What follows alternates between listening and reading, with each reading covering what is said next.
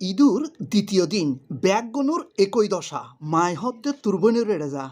বউয়ে হদ্দে আর বরত জ ফুয়া মাই বল হদ্দে আর নানার বাড়ি চলো হতা আক্কান ব্যাগগুনুর আশায় পূরণ পড়িব হোক ব্যাগগুনুর আশা পুরো বেল্লাই বাইরে গেই এবার আই দি 2 নম্বর দশা অবাই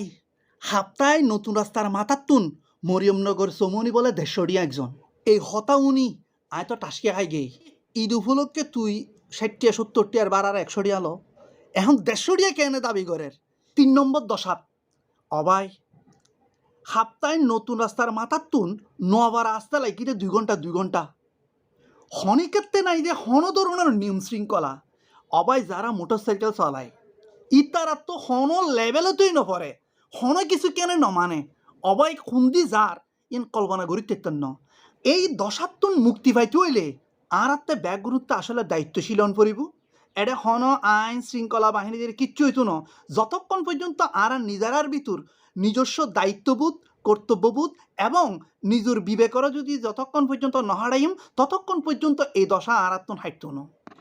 আর এই দশার হতা যে যেভাবে লন না কেন হতা কিন্তু আক্কান ব্যাগগুনুর একই দশা তো